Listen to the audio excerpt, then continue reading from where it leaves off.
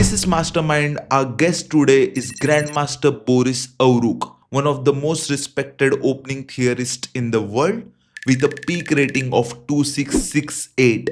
He is the author behind some of the most influential opening repertoires ever published, and today we uncover how a true theoretician thinks about chess.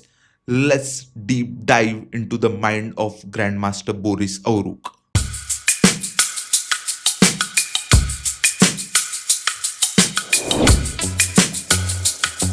Hi Boris, great to see you. How are you doing? Hello, Swapnil. I'm doing really good. Nice to see you as well. My pleasure. Thank you so much for joining us. It truly means a lot to have you here. This series is Yeah, called Inside the Mastermind, and the idea is to understand how elite players think, the decision, the preparation, and the mindset behind their best games. And I honestly couldn't think of a better guest than someone whose opening books have shaped modern chess theory. Before we appreciate. jump, yeah, thanks. Before we jump into the board, I'd love to start with something simple. What made you choose this particular game to share today? Is it because of preparation behind it, a special memory, or a brilliant idea you're proud of? Yeah, well, there were a few, probably several factors. Number one, it was a very strong Russian grandmaster. That before this game, I had a very bad score against him. Like out of three games, I managed to get one draw only and lost two games. And they were like he was basically squeezing me. Like it was very unpleasant experience. But he was well known for his like positional play and game technique.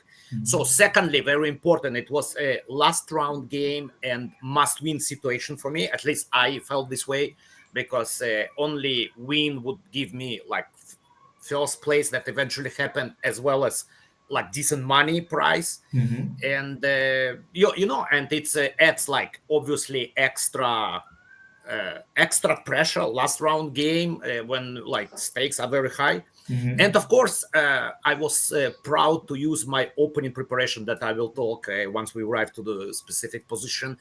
And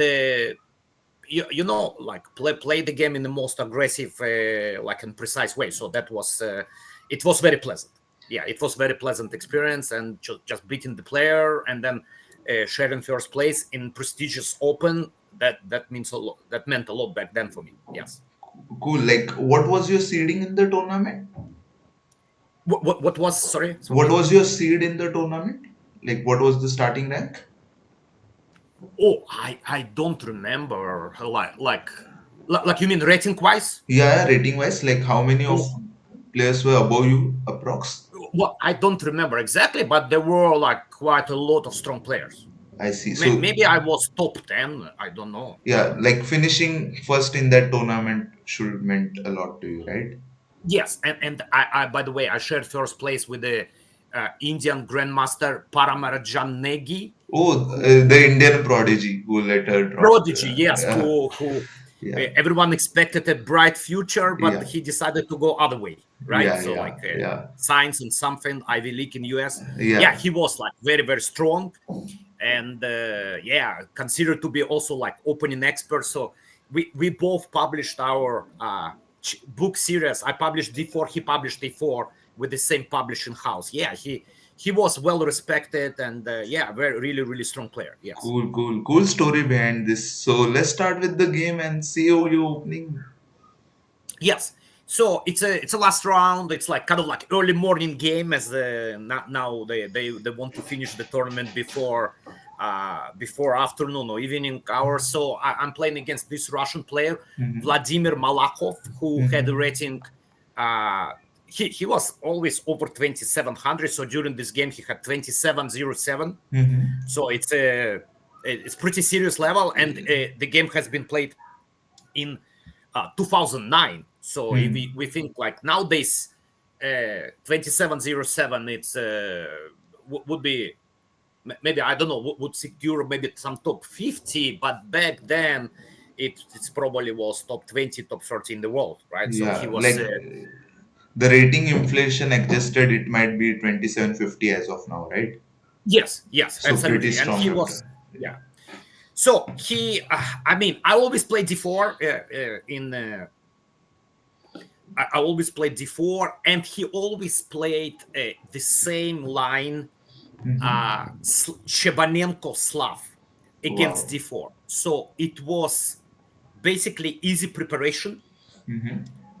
For me, he never deviated. He was like very very sure about his opening, like understanding knowledge. He was not afraid of preparation. So like from this point of view, it was kind of like easier for me to like, I just needed to study one system.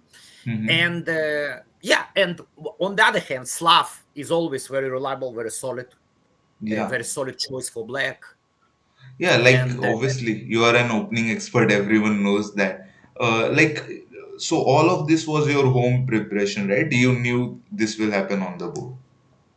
yes, I was expecting him to play this. It was not only my preparation, but I have to admit that it was preparation during my years that I worked with Vladimir Kramnik. Not a very popular name right now, but he was a good player, right? Yeah, yeah, yeah, world champion. Yeah, world champion, and I worked with him like 2004, 2006 for 2 years. So this preparation basically it's like fruits of our work Yeah, that yeah. somehow happened that I use this, not him. So, So like, and how do you advise the viewers to like make their opening preparation? Like, you have helped the world champion. Maybe he would have used your openings in world championship, right? So, like, how do you prepare your openings in a way that you're always solid and also create chances? I can tell you like nowadays it has changed a lot Mm-hmm. to compare with like when I collaborated with him. So it's basically 20 years. Mm-hmm. And the situation has changed in terms of uh, nowadays there are like one grandmaster said, like you can play practically any opening. Yeah, yeah. We don't go crazy with some gambits like Budapest gambit. So like Mm-hmm. there are so many good openings, reliable openings like Benko gambit, King's Indian, whatever you call. So well, you pick up what you like, and it shouldn't be necessary. I have a lot of students who say, like, I say, like, why you play this line? And they say, well, just coach sent me the file some 5 years ago, and since that I play. Do you like it? Not really, but coach sent me, right? So that's I don't think it's a good idea. So you can pick up something that you like. Yeah, It like, could be, yeah, yeah, like when you're mentioning, I remember that you're also running this website, Ask Avrukh. Like, that's correct. I guess that also helps a lot, right? I just checked it and you have some 50 openings there. Like, would you share something about it so that our viewers can check? I will link the website in the description and that can Yeah, also help yes, I us. appreciate Swapnil that you mentioned this. Yes, I started some 4 or 5 years ago. I Mm-hmm. started my own web page. It's Mm-hmm. in some way similar to Chessable, or maybe some guys know modern chess platform. That's basically it's. Mm-hmm. I think it's a closer model to my site. So it's basically I have PGN files, so like pretty much detailed that, like, let's say if you're a player of 2000 level, I think if you, let's say, get my PGN file, it's probably will help you for many many years ahead. So in Yes. the beginning I started for 3 different levels. Like I thought like to do it's like in a very simple files, and then a little bit more complicated, Mm-hmm. uh, and finally very detailed. Mm-hmm. But eventually I realized that the people who purchase my files, they only go for the more detailed. It's understandable. It's Mm-hmm. understandable because these kind of files will serve them for more years. Mm-hmm. And yeah, I started, and recently I published something that was number 50. So I'm running it myself, although I had like 3 different contributors to my site. They also published material, but obviously I checked everything. So it's kind of like high level openings, PGN files that people can purchase. Cool, cool. And Sure, I am also going to check it out, and I'm sure viewers will also do. So let's see yeah, how your openings helps you in this game. yeah, and the quality, it's our quality, like, so people are familiar with my books and stuff. So Yeah, yeah. Everyone knows so you. yeah, Yeah. so we now after a6, in my opinion, there Mm-hmm. are uh, two most challenging moves for white. So Mm-hmm. it's c5 that I played in this game, and I believe also a4 is one of the, like, other choices that after this I had some like nice games with a4 as well. But for this specific game, I wanted to use preparation like idea from my years with Kramnik, because this guy specifically, again, he was very narrow in his opening choices. He like for instance in this position, basically black can play different moves, different plans. Now I used to play a little bit Chibanenko, and I thought that I would go in this position bishop f5, and but he Vladimir, only his choice was knight d7. There is also g6, and I think nowadays maybe b6 even playable. I actually published quite recently Chebanenko material. I think it was b6. It's kind of like a new approach, which is actually kind of like revolutionary, like in my opinion. So, and that's one of the reasons I published this Chebanenko. So, Like if I could ask you, yes, like in general, it's advised on intermediate level that you don't break the tension. And then how do you decide? Like mostly we keep a pawn on c4, like develop the dark square bishop, play e3, and like when black, we ask black to capture on the c4 pawn, and then we develop the bishop. How do we decide that okay, this is the time that we can play c5 and push the pawn? yeah, well, it's very concrete, Swapnil. Okay. So, like right now, when he played a6, he basically kind of like he has the idea to take on c4 followed by b5. So we're gonna lose the pawn, Okay. right? So now the decision, we either protect the pawn on c4. So, but then we play e3, and this is some kind of like concession because it blocks the bishop, right? Yes. So, but it's a theoretical line. So, or we need to make a decision. So one of the decisions like a4, which stops b5, and another decision c5, which grabs space, and it's kind of like it's more powerful after a6, obviously, because b6 is more difficult to carry out one of the breaks, right? So we decided c5 because of the a6 move, like yeah, especially a6. Yeah, absolutely, it's okay. connected. Yeah, Cool, so cool. that b6 is not that effective, like as with the pawn on a7. Sure, understood. Yeah, so knight d7. So it's like one of the basically main strategical ideas for black to get e5 and sometimes b6. And you will see in this game he actually got both. Yeah, so that's the idea. Now maybe already if I don't play this move bishop f4, e5 might work tactically. It's a well-known pattern. When you play e5, I win the pawn and you jump knight g4, and you get the pawn back on e5. Yeah, Plus c5 pawn is, so bishop f4 is very logical yeah. to control e5, develop the piece, obviously, and knight h5. So he doesn't want me to just allow this bishop on f4 and let's say, play something like g6, because if my bishop is secured, I will have some nice space advantage, let's say like this. I wouldn't be surprised if somehow this line is also not too bad for black nowadays, but that was the point. So when bishop comes on f4, black main idea immediately to challenge the bishop. Yeah. Yes, and there is a choice in this position. The main move, like top choice statistically from theoretical point of view, is bishop d2 in this position. Understandable, and usually black then decides either to come back, knight f6, or in order to prevent e4, or allow e4 and play g6. Okay. If black plays g6, Yes. what would you recommend for white here? Yeah, I think like the key idea is e4. So we have opportunity to play e4, and it's like this type of position, which is but white has to play very active because we have this isolani, right? Yeah. So like it's probably bishop comes to c4, and we try like castle, rook e1, knight e5, and so on. Yeah, I remember I was not I thought black is doing fine. But if I remember correctly, he always played knight f6. So basically a little bit wasted time, but he wants to say that we just kind of like we have extra move bishop d2, but it's not such a big deal. Bishop on c1, bishop d2 doesn't like really change the position much, right? So and I was like very fascinated like by this idea that back then I analyzed with with Kramnik, e3, so allowing black to take on f4.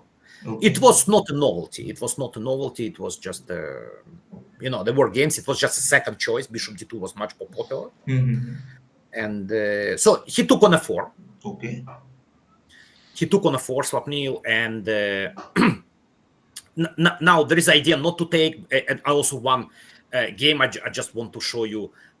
So also quite important game against Russian grandmaster, not as strong, but still 2600. So he played g6, and then the idea was like very interesting to play h4. Oh wow. Yes, so this move you will see in the game as well. So to play h4, and after bishop g7, so if he doesn't take, then I save the bishop. So that's the point. Simple. And basically, I want to say that knight is bad here. Misplaced. Okay. And if he takes the bishop? Yeah, if he takes the bishop, it's similar to the game that we will see today. Okay, cool. Yeah, so I have this pawn structure, right? So after e3, he took on a4, e4. Yeah. And he started b6. So all this happened in his game, so I was ready for this. Okay. And we analyzed this move before, so that was my. It's not a novelty, but he never played this. Now the point that several games he faced cb6, but then he goes e6. For some reason, it's kind of like very important. And then bishop d6, which gives tempo, and then he just captures pawn on b6. I think it depends on situation, knight or queen, and just gets c5. Very easy play, and black was doing really well. Okay. Yeah. So that's why my idea was to play before. Okay.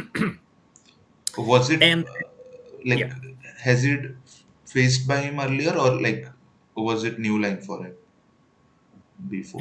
Well, I don't know about his preparation, but he never faced on the board. Okay, so yes. You wanted a surprise weapon for him. Obviously, you don't know whether he has prepared this or not. But yes. Yeah, I mean, at this level, and that he had a few games, he probably should know something. Okay, cool. He should know something for sure. So he played queen c7. So important point here, so that I wanted to highlight. Usually when you start attacking the pawn structure like this, it would be very logical to follow up with a5 to attack the center. But in this case, instead of a3, I have a very strong idea. I can play b5. Yeah, so if he takes c6, will be probably very unpleasant, I would assume, right? Yeah. So let's say he plays bishop b7. And then, if I remember correctly, I go knight a4, and I kind of maintain this tension, so I protect pawn on c5. If necessary, I add rook c1, and that was I think we consider this a very, very serious advantage for white, something like that. Yeah. So when he completely crushing on the queen side. Yeah, and this tension is very annoying for him, because if he cannot take on b5, bishop b5, with idea c6, it's really bad for him, right? So yeah, and it seems like very unfavorable tension for him, right? So he played queen c7, and I actually tried to remember what exactly was the idea, but previous games featured move g3, which is very natural, and for some reason queen d2 was kind of important move. But I'm not sure where is the difference exactly plays out, but I mean, it's just another idea to protect the pawn. Okay. They look very similar, right? So these two moves, yeah. Now again, a5. Even now, I can play b5. Yeah. And that was also very nice trap, because now it's different. He's protecting the pawn on c6, so he can take bc5. Now I guess you have c6, right? Yeah, I take on c6. Yeah. He takes with the queen, and now somehow my initiative is very powerful. So obviously he cannot take. There is bishop b5, and that means he has to move the queen, and some knight b5 is coming. So it's pretty bad. King d8, bishop e2, and he just, for one pawn, he's king on d8, and it's not great. By the way, are we still in your preparation? Have you seen? Oh yeah, absolutely. We will start. Absolutely, it was queen d2 start. You cannot imagine Kramnik preparation. Please. What I will say, my request to you is, Let us know when your preparation ends, because like we are already seeing so many lines, and like I can't just imagine someone having this much preparation. So just let us know whenever your preparation ends, so like we will be okay. This is how Super GM prepares, and for the Yes, world champion. and back then I can reveal one small secret. Kramnik, especially when he demanded from someone like work with black, he Mm-hmm. used this word sterilization. Mm-hmm. Sterilization. So basically, his idea was that he didn't want to play at all with black pieces. He only wanted to play with white. So he wanted to clean up everything with black so that he's coming, he knows everything. He's not even like, he's doesn't want even to win with Like black. draw with black and win with white. Yes. Perfect. And it's understandable because when I work with him, he mostly played a super elite tournaments and plus match with Topalov. So Mm-hmm. and so it's not like he needed to play World Cup and maybe push it for a win with black. So it was all elite tournaments plus World Championship match. So Yeah, it's I understandable. guess that strategy works in close tournaments, right? Because uh, like plus Absolutely. three, plus two also helps you win close tournaments. Yeah. So yeah. Yeah, and he had, of course, like fantastic results and Hmm. with white pieces and so on. You mentioned Topalo. Like, were you on the team on of that Topalo against? Yes, I I was on the team, but not traveling Hmm. to Elista, Russia. I was like working from home. Yeah, Perfect. That's nice to hear. Yeah, we can continue here. Like we, like the yeah, Kramnik discussion can keep going on. yeah. This never Yes, end. yes, yes. It's like Yeah. G6. So he played G6. Now Rook C1. I think it was useful Hmm. for the purpose to remove the rook from potential A5. Hmm. Yes, and now he could develop bishop g7, but he played bishop h6, which looks very tempting because it comes with a tempo. Yeah. So I have no choice but to play g3. Hmm. Okay. I have no choice but to play g3, obviously to protect the pawn. And now he decided to take bc5.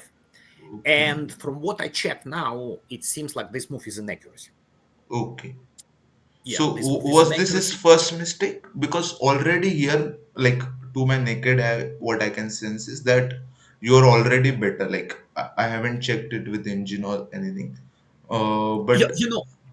I actually did because I was very curious, like to see my comments from Mm-hmm. 2009 and how they apply to engine nowadays. Mm-hmm. And yeah, so the point BC5 he kind of uh, determined the pawn structure, but it was not the best for him. Okay. So you're better, yeah. Yes, so from now on I'm better. Yes. Mm. Now the best way for him to play was just to castle. Okay. And it appears, let's say if I play something like h4 and then to play a5, and now this is for the first time because he already castled, so I don't have these ideas with b5. B5, So yeah, I will, correct. yeah, and I think it was in the files, like I take here and play b5, so that's another reaction. And Mm. somehow after knight c4 it's unclear position. It's kind of like reasonable, it gives a little bit better for white, but just like normal opening evaluation, like Okay. if it's a normal opening, white is always has some plus. Okay. Yeah. So and by the way, like you mentioned that I'm opening expert, but like lately I have been obsessed with like this topic of opening of the pawn structure. I call it transformation of pawn Yeah, yeah, structure. yeah. So how you change it's actually I'm planning at some point to publish some good material with this, Sure. but there are so many mistakes on every level. Yeah, let us know whenever you publish. I would like to see that. Yes, yes. So like for instance, even Grandmaster 2700, he decides to take because he's afraid of something, but it appears to be not the right choice, right? Yeah. BC5, BC5, castle. Okay. Now, the position looks. So here, maybe we can ask our viewers Mm-hmm. to stop and think about the best solution for white in this position. So black idea just to prepare e5. Mm-hmm. Like for example, it could be f6, e5. Mm-hmm. It could be rook e8, e5 tactically. So how to play, what to choose for white. I think our king is in center, right? And I want to castle, but at the same time, so there are some ideas where like this modern after I think Alpha Zero, this H4 H5 has become so common, right? Everyone pushes that. Maybe that Oh can yeah, be one of the ideas. exactly, exactly. Yeah, nowadays especially, Yeah. it's like, uh, with the help of computers, you can see so many lines where you Hmm. push, right? Hmm. And the problem also, let's say, if we choose just something like kind of like normal, so it's like F65 coming, it's a Hmm. little bit unpleasant. And your queen is Now, pinned, right? So there is some pressure. yes, queen and rook as well, right? Yeah. And if I play bishop h3 with the idea that f6, like I might get bishop e6 check. So here, like a very nasty tactical idea, Oof. 95. Okay. And how So does yeah, he will just take our bishop. We are not losing material, and but he's then not. we are not castling, right? Yeah, cool. Yes, and then Understood. there will be a problem to castle. Okay, perfect. So S- very important. Yeah, that was. I don't remember Swapnil. I don't remember exactly, but that was. I knew that's a key idea. So I we are knew still rook in your c1. preparation. Yes, maybe it happens quite often that, let's say, we didn't analyze a move bc5 because it's not like the best, right? Maybe we analyze Hmm. something else. But I remember I played rook c1 and my next idea h4, or Hmm. like bishop, especially with bishop on h6, it's always h4. Okay. Like I have a question related to this. Like you said, right? B6 that was wrong, and the idea was wrong, so you didn't analyze and everything. Like Yeah, in the bc5, not yeah b6, yeah bc5. so, sorry BC5, and the main question is that the idea was wrong, and therefore you didn't analyze it like in deep manner, right? Yeah, I So think so. generally in the games also, right? Especially at lower levels, like some 1800 FIDE or something like that, what happens is that we check the best engine lines and our opponent makes the mistake, but then we haven't analyzed it and then we are unable to capitalize on it. So how, what will you advise in that situation? Let's suppose I am in a tournament, right, and I have prepared something. Let's suppose I have prepared this line and I haven't analyzed BC5. Mhm. Now I know that he has went wrong because it's not in my files. But how do I capitalize on it? Like now you used your idea like A4 H4, which you Mhm. already prepared maybe in some other line. Like how do you gather those thoughts around and make the right decision? Yeah, it's a great question, Swapnil. So first of all, it's now when you study, so like many players nowadays, they just focus on memorization, and Mm-hmm. they like if somebody takes them away, Mm-hmm. and they have a real problem to play. To play strong because it's not the move that which is in the files, and they study it, right? But so I always tell my students, when you study the openings, try to try to see the main ideas, main strategical ideas. Try to recognize the patterns. Okay. Try to see where you arrange the pieces. So when you have all this information, you understand, even if he deviates, and sometimes it's just impossible to cover everything. Mm-hmm. So then you still know what to play. You still kind of like understand the idea, so you will be fine. So just Now to your question, yeah, yeah, and please continue. Yeah. one more important thing you said, like, he deviates. Sometimes it might be even a strategy to deviate from top choices that strong players have been using. For instance, they see like, oh, there are two lines which is like 0 0 equalizing, but another line is 0.2, and it's like a very minor thing, but it's much more surprising and maybe more a tactical play. So I like this because it's a good chance it's choice number three, choice number four, that it's not analyzed, and he might not know this, but the difference is not that big. It's just 0 2, and they go for this, and very hard to deal with this. Okay, so like what you have told, what I understand, this H4 idea was there in this Slav against Slav. You had this idea, right, in some other Oh yeah, line. yes, of course. It So was the when idea. yeah, so when I it knew whenever bishop comes to h6, I have to strike. okay, so now you it debates a bit, right? Now, do you calculate or play it instinctively? Oh no, no, of course, I calculated, but not the move that he played. Hmm. Yeah, some probably short lines I calculate, but the next move really surprised me because I thought it's impossible. But shockingly, it was possible, but maybe not as good as it looks at first glance. Sure, this advice helps a lot, I guess. Yeah. So the point is like he probably, objectively speaking, he should have played knight f6. And actually, in my commands back then, I suggested bishop d3. So this move is better. Okay. So develop, and then I have some kind of like positional grip because I have space advantage, and very, very difficult for him to get any breaks. So like Okay. e5 now under control, right? Pawn on c5 also like stays there. So it's just a positional advantage. It's not huge, but it's quite pleasant. And on the other hand, it's kind of like very passive position. So therefore, in the game, he decided to strike e5. It came as a surprise to me, I have to admit, because I thought I'm controlling this. Oh, it's quite possible that I was expecting. Maybe I saw this and I felt like he takes knight c5, and then I just keep going h5. Okay. I keep going h5, and it's already difficult situation because this bishop is hanging, so he has to retreat bishop g7, and then I can develop in a different way. So something, and also another idea that quite often used by computer nowadays, like put the pawn on h6, and there will be back rank mate one day. So Yeah. something like this. It's clear positional advantage because bishop is not playing. Yeah. Bishop is not playing on h8. Yeah, but it's appeared that instead of knight c5, you can actually play knight takes e5. Oh. Yeah, that came as a surprise a little bit to me. I'm like, well, yeah, I thought he needs to prepare e5 with f6, and now he can get e5 immediately. Oh, that might be not good. So, yeah, we played knight e5. Okay. Yeah, I have to take and rook e8. So that's the whole point, right? So there's Yeah. a pin, and I have this, unfortunately, even if I move away, the queen doesn't help. Rook is there, but the king as well, right? So like Yeah. f6 cannot stop. So the question here, how we should react, and it's also like, I needed to calm down a little bit. Because Okay, I thought, that gives a hint, I guess. Like first, yeah, I thought, okay, we should then go for h5, but calm down a little bit. That means to maybe save the king, right? yes.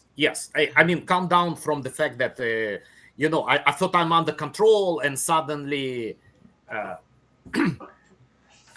five working, right? So, Okay. and I mean, it looks like he just takes only five, and then play open up, and he has a bishop pair. But White has a strong idea. So for our viewers to pause here the game and maybe find how White should react in this position. Okay, that will be interesting. I will also think until then.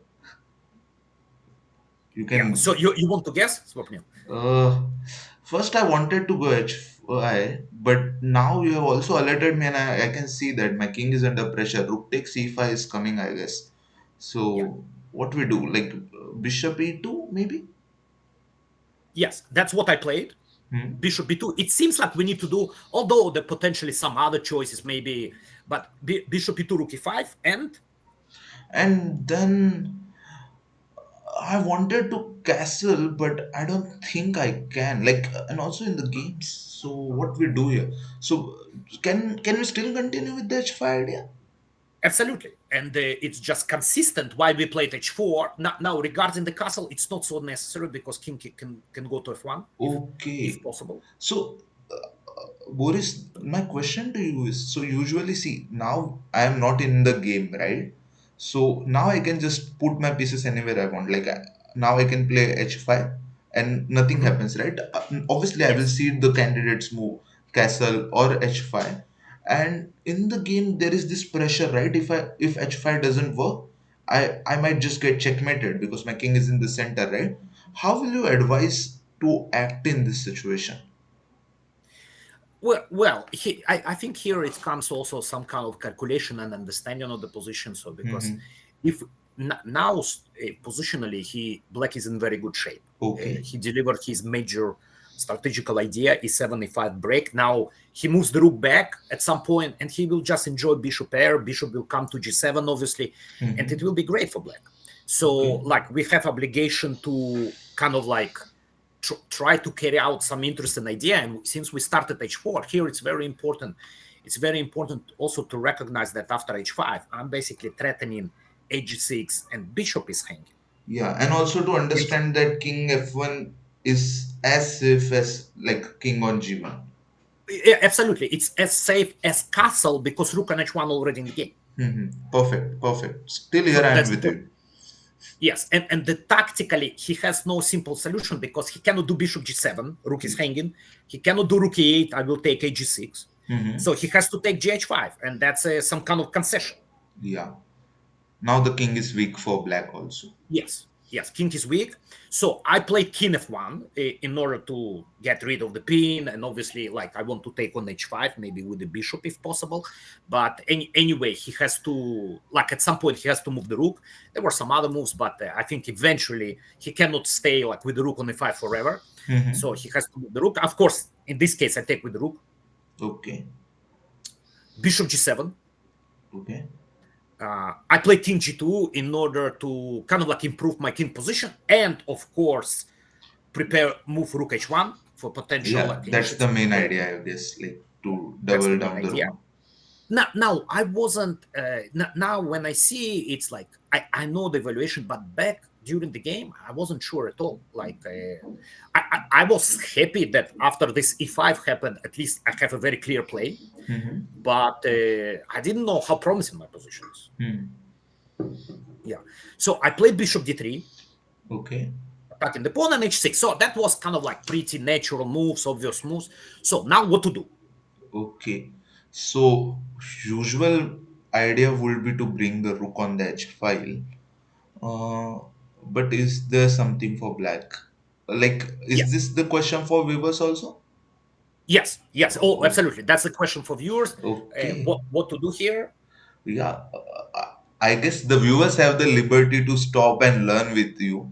So, Absolutely. guys, I will highly recommend please stop the screen, comment your answer first so that you can't change it afterwards, just like a real game.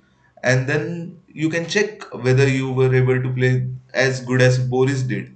Yeah, Boris, you can share that with, I get some ideas like maybe put the rook on the H file. Also, this bishop is doing something, right? So maybe some breaks there.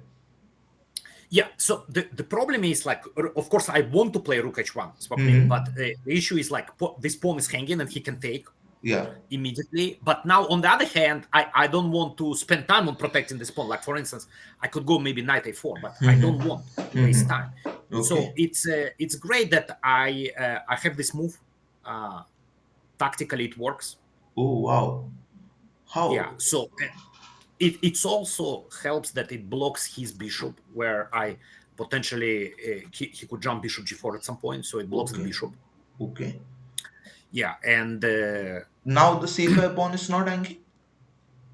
C5 pawn is hanging, but I'm thinking like what exactly the winning line. Actually, it's probably so bad that I don't have this move even in comment section. Oh. So I'm trying. I'm trying to see. So there is the idea. I think first of all we have like jumping with the knight some discovery, but also f6 coming, right? So should be something winning here. Yeah, I think f6 wins on the spot only because if bishop Yeah. moves, Oh, then and 95. I just realized because for some reason I thought 94. But if I take like this, right, that oh, should be crushed. Followed by queen h6, right? okay, perfect. And Yeah. like then if you would have not played f5 and instead play, let's say, not here, Yeah. So if you yeah, go yeah, back before f5, yeah, if yeah. you would have got directly rook h1, then what was the issue, like just bishop g4? No, no, no. I would say like queen takes c5, Okay. which comes with the tempo. Okay, so okay, now okay, now I understand the idea. The knight is also hanging plus the queen root is blocked. Okay, got it. Yes, yes. And we in some sense we play a5, and we still use our rook on c1 because queen c5 we have Yeah, these yeah, tactics. understood And it. yeah, and the key idea also like the queen is open up, so like some rook h6 already in there. Okay, cool. That's why he played queen f6. He wanted to secure. Okay. He wanted to secure like h6. So how we continue here? Let's a question for our viewers. They can stop the video and uh, suggest the move. It's already a lot complicated. Guys, please calculate it. I'm also trying to get on track with the Avrukh. Let's see what he did. So the point is that I was very proud of my move, and I think like from human point of view, it's like really great. Although computer says like there is a better move, Mm-hmm. but I was like really happy to find this maneuver knight d1. So the logic is, I want to play rook h1. Oh, So yeah. my knight is hanging. My Okay. knight is hanging. I cannot do it immediately because he will take queen c3. So therefore, I play knight d1 and also bring the knight. So the idea knight e3, knight Retreating d4. move. Very hard to see. Yes, like backwards move, we always have a problem to, Mm-hmm. to find. It's more difficult, not always, right? Yeah. It appears somehow knight a4 is also fine according to the computer and kind of like slow attack. Mm-hmm. But I felt like I cannot play slow during the game. Obviously, Yeah, we when you don't have know. the attack, it's hard to go slow, right? Yeah, absolutely, Okay, cool. absolutely, and yeah, and the better thing, like he should have played rook b8. That would be more tenacious. I mean, still after queen f4, it's clearly better. Mm-hmm. Still, all the ideas are there. Like 93 is coming, so it's if queen e5, of course, I keep the queens, but that would be more stubborn for him. Okay. And he played d4, which is like at first glance very logical move. Yeah, stopping knight e3. Yeah, stopping 93. So here I'm not even asking my viewers because I think it's very logical. So what, we cannot stay with the knight on d1. Yeah. Also our rook block on c1. So we find a Drawback principle, new, right? Now yeah, the d pawn moved and it freed the c4 square, so we are using it. yeah, and Perfect. that's also some kind of like pawn structure thing. When you see like, oh, he played something, there is a new square available, so we move forward and we head into the square with the knight. Like, if Not, I can not, not, ask you, like, how is it is like you brought your knight on d1 to go on e3. Obviously, now we are analyzing the game and now we understand, okay, the c4 square now is Mhm, weak because he has moved the d pawn. But mhm. during the game, how is it like not even easy? I will say, how do we change our plans if opponent stops our, like, let's say the knight e3 was one of our plan, right? The opponent stopped it, and how do you change the plan, and you're confident enough that okay, my new plan is also good enough as the earlier one. Swapnil, I definitely consider d4 because Okay. when you play knight d1, you have to come up with solution for d4. Okay, perfect. Yeah, So because you it's you like already saw it in checked it in absolutely, your lines. absolutely. Okay, perfect. Yeah, you play. He plays d4 and blocks my bishop on blocks my knight on d1, and it's just stuck there. No, it's not acceptable, right? Mm-hmm. So I always say there is something like the move knight d1, and there is one line critical. Like for instance, even though it's the best move rook b8, I didn't care too much because it's not like super challenging. I have time, I can go queen f4, but d4 for me was like, if there is no knight b2, I'm stuck with my pieces. That's not good, right? So I had to find Perfect. knight b2. Okay. Yeah. Now it's a difficult position. It's more objectively speaking, it's winning.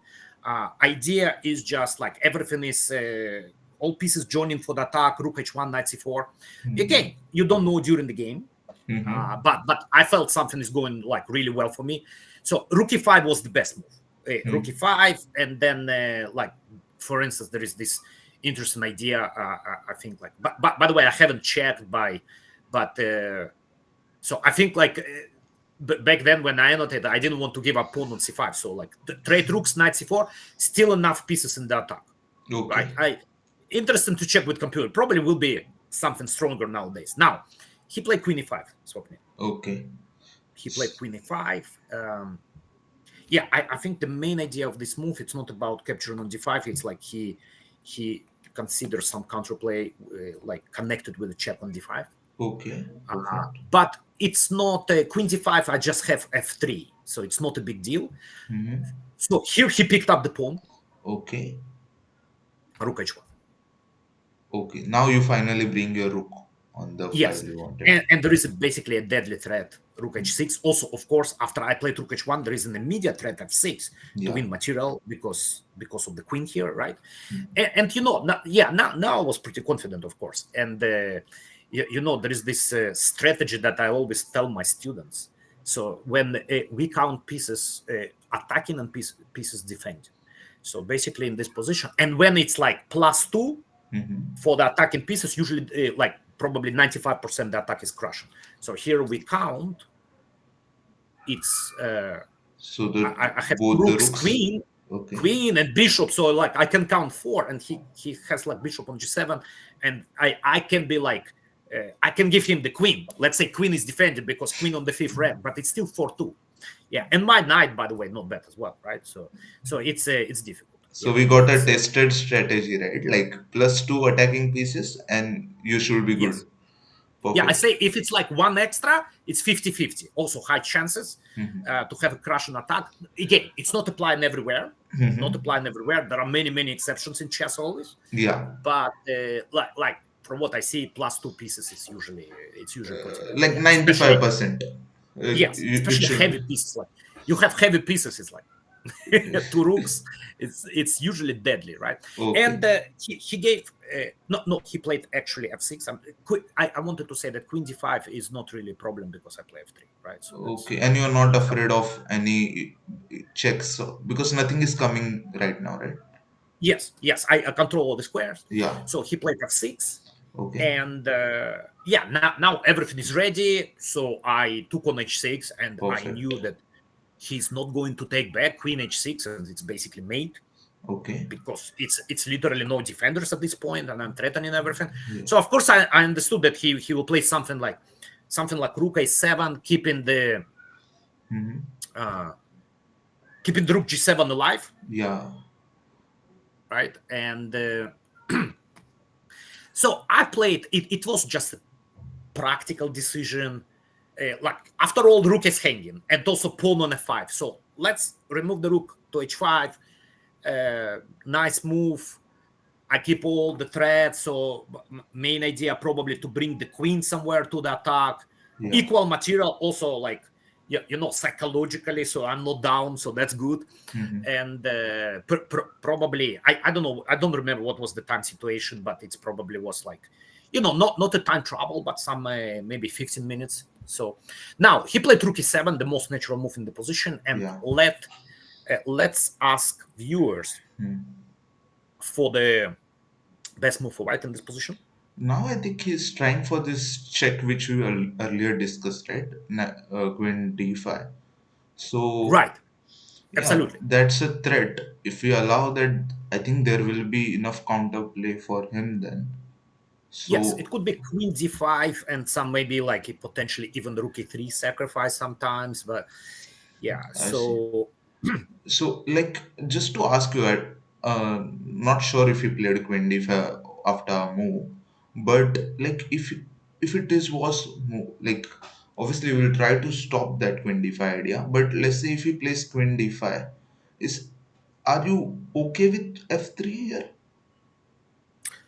well, it's probably I have no choice. I mean, I Mm-hmm. don't want to block the file king h2, right? Yeah, yeah. Well, it's now it's very concrete. Now Okay, it's so very we can concrete. stop it and finish him off, right? Yes. So Okay. now, for instance, I'm thinking about the most natural move. Let's say queen f4, right? Then Okay. check might come, right? Mm-hmm. And if I play f3, maybe sacrifice like this, which is not a sacrifice because I cannot really take. So I'm Yeah. not too happy about this development. I don't know. Maybe after king h3, I'm still winning, but I don't want to risk, right? Okay. So So I was like really fortunate in this position because I think everything is ready for decisive blow. yeah. So I was really fortunate to find this knight d6 Wow. trick.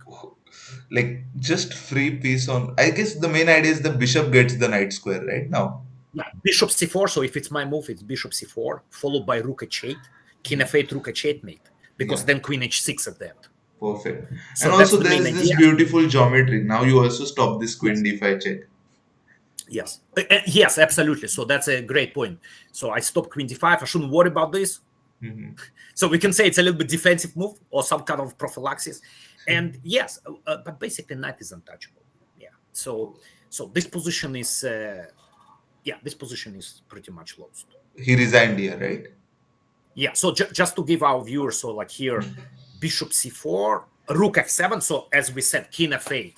It's after king f8, it's It's straightforward just a mate. mate, right? Yeah. Rook h8, bishop h8, rook h8, king g7, queen h6. Yeah. And I remember the challenge for me when I saw rook f7, I'm like, wow, unfortunately it doesn't work.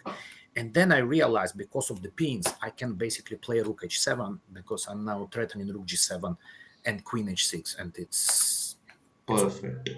And if he goes king f8, yeah? king f8.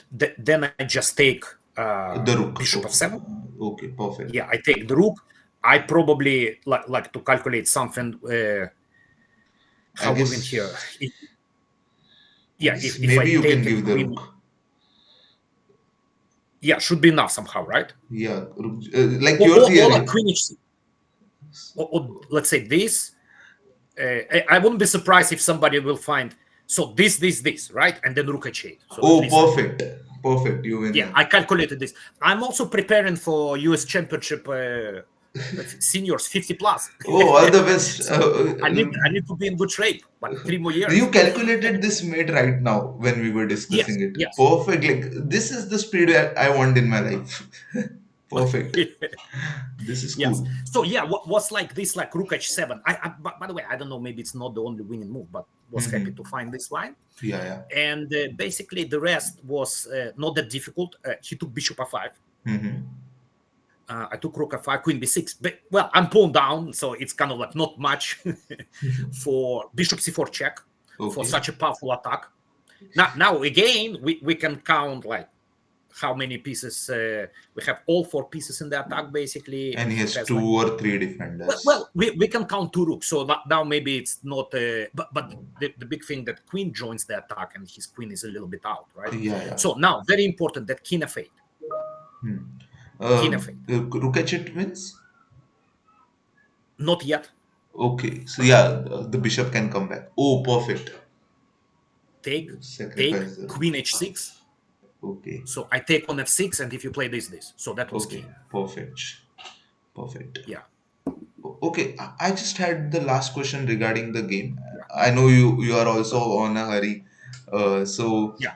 just the last question you saw, how can we look for moves like knight b6 in the game? Well, it's a tactical vision, so you understand that the check on this diagonal will be very useful in the connection with rook h8, and tactical vision. And I think nowadays, new generation, it's not the problem. They solve so much tactics, Yeah, and yeah.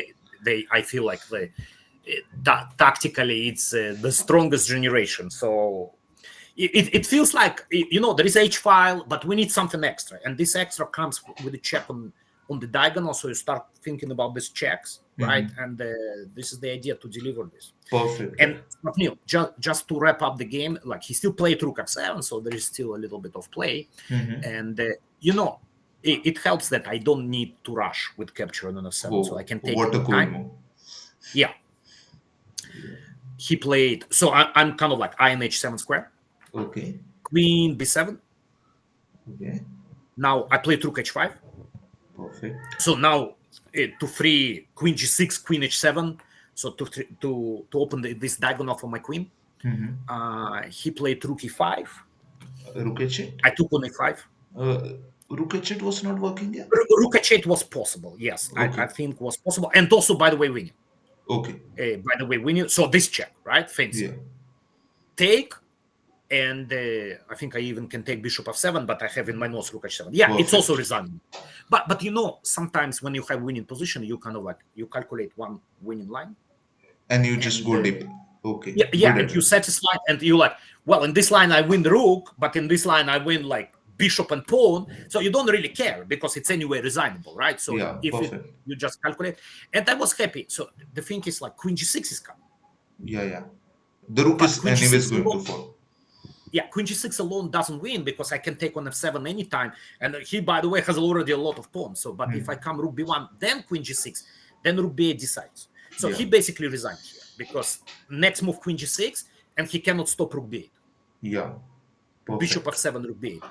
So yeah, like to win against such a player, it was actually my first win against him and last round, and to win against such a great player, it was a big deal. Also, like first place in prestigious tournament. So I hope everyone enjoyed this game as I Yeah, enjoy playing it at the I end. enjoyed learning from you, like so many advices throughout the game that will really help me in my game, and also I think viewers can gain a lot from it.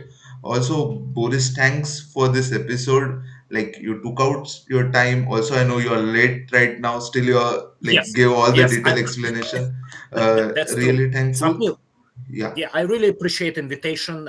It was great. It's like very nice format when you ask questions like just a regular chess player, like a very decent level. Hmm. And because sometimes we think this like only computer, Yeah. only engine moves, and sometimes just getting questions like this it really helps to see how what's the thought process of grandmasters. Yeah, perfect, perfect. Thank you very much. Also, just as a gesture, everyone should check your site, because like you are the opening expert, and all of us will love to see with like how you're working on that, and maybe it can help us. So yeah, guys, I will be linking the website in the description. Please check it out. Thanks, our Boris, and see you again. Thank you, Swapnil. It was pleasure.